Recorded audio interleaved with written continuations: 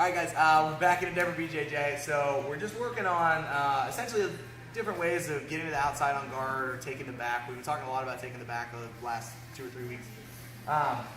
So kind of a play on this kind of basic half guard shuck that you commonly see when I've got an underhook and I'm kind of shucking them off the top of me and working my way out around the outside.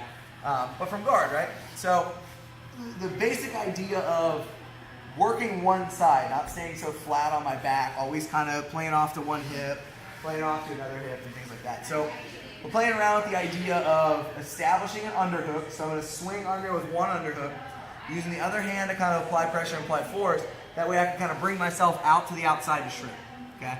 And then we've done various things from this position. There's straight arm bars I can hit, and a couple fun things I can set up, umapply, everything. You get the idea.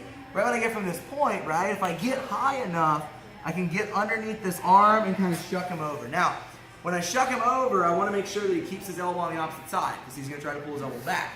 So I like to get underneath the head, gable, pull the elbows together to hold him in tight. Okay, this buys me a few seconds or half a second. I'm going to shrimp out one more time. As I go, I'm going to take and kind of sweep this leg underneath. I'm going to pull him in tight, and I'm going to use the sweeping motion of that leg to bring the hook in nice and tight, establish a back position as far as basic hooks goes. If he over rolls and rotates, I can step myself over, taking side mount, back, depending on where he ends up as far as that turtle motion goes. So a couple of things that you can work with, mostly just from a concept basis, of that idea of if I can get this underhook and establish this position, I want to start pushing my weight out. I want to send him off center. If I'm getting outside of that motion, getting underneath, if I can shuck the arm sweet, good control of the head, move myself out, I'm sweeping under and hooking. If I flatten him out on accident or just because that's the way he goes, I'm just going to step myself up over top. So maybe I flatten him out this way. Okay, now I'm just going to go this way.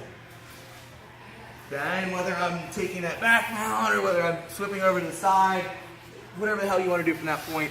Again, it's about getting his weight pushed all the way off to one side and then having a couple options as far as that goes. So, some stuff to play around with. We'll see you guys next time.